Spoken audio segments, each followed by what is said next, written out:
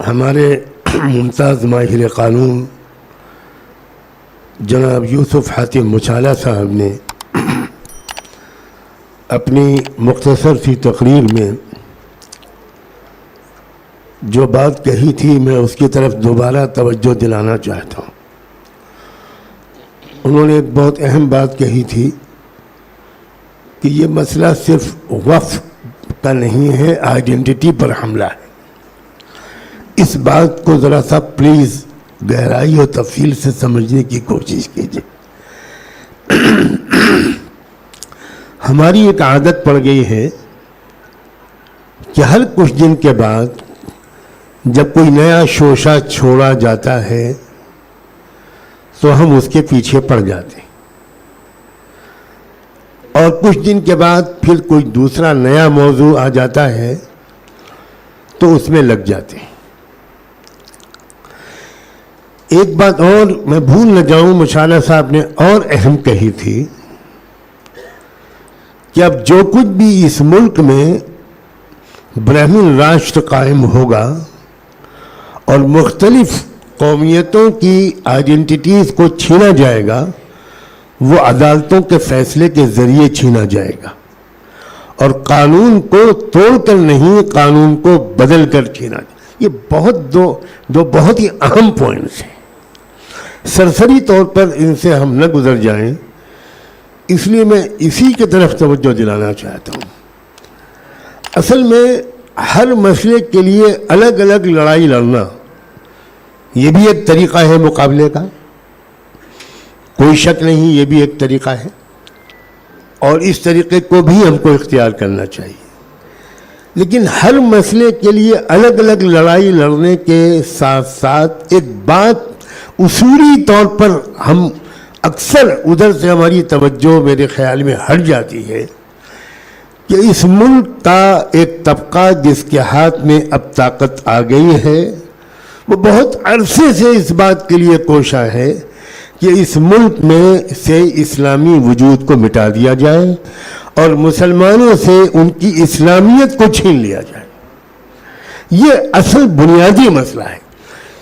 اسی کے لیے علی گڑھ مسلم یونیورسٹی کے مائنورٹی کریکٹر پر حملہ، اسی کے لیے اردو زبان سے محروم کرنے کی سازش، اسی کے لیے اوقاف پر حملہ، اسی کے لیے حجاب سے اور برقعے سے پردے سے دشمنی، اسی لیے طرح طرح کی فلمیں، اسی طرح نفرت انگیز قسم کی باتیں. تو قدر مشترک کیا ہے؟ قدر مشترک پر بہت زیادہ توجہ دینے کی ضرورت ہے، اور وہ یہ ہے کہ ہماری اسلامی آئیڈینٹی پر یہ حملہ پے در پہ حملے ہو رہے ہیں. مسلم پرسنل بورڈ پہلے دن سے کیا چاہتا ہے؟ مسلم پرسنل بورڈ کے بانی حضرات کی، قائدین کی اور آج تک ان کی قیادت کی یہ کوشش ہے کہ ہم اس لڑائی کو اپنی ایمان اور اسلامیت کے دفاع کی نیت سے اجتماعیت کے ساتھ، اطاعت اولو الامر کے ساتھ، ڈسپلن کے ساتھ، ہمت اور حوصلے کے ساتھ، اور اس کے ساتھ میں سمجھداری کے ساتھ، دانشمندی کے ساتھ اس لڑائی کو ایک تسلسل کے ساتھ لڑیں. یہ نہیں کہ ایک مسئلہ آئے اس کے لیے کچھ جلسے ہم کریں اور اس کے بعد جب دوسرا مسئلہ آ جائے تو اس پچھلے مسئلے کو بھول کر اس نئے مسئلے میں کھڑے ہو جائیں، یہ دیکھے بغیر کہ پچھلے مسئلے کا کیا ہوا.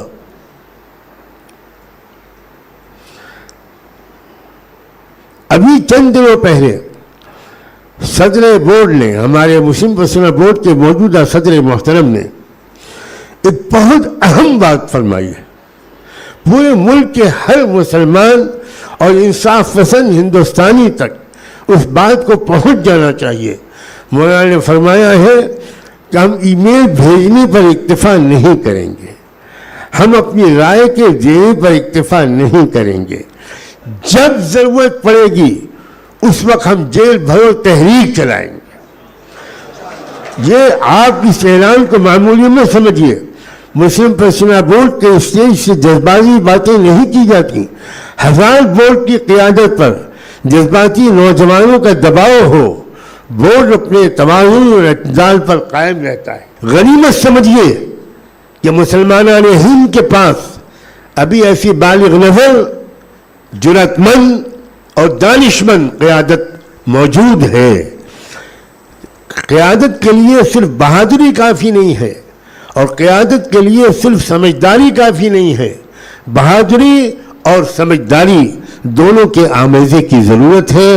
اور بلا مبالغہ پہلے دن سے آج تک انڈیا کے مسلمانوں کو یہ خوش نصیبی ان کی رہی ہے کہ انہیں مسلم پرسنل لا بورڈ کی شکل میں ایسی قیادت نصیب رہی ہے، اور انشاءاللہ آگے بھی نصیب رہے گی، جس میں سمجھداری بھی ہوگی اور بہادری بھی ہوگی۔ دوسری ایک بات اور کہنا چاہتا ہوں، قوم اگر طے کر لے،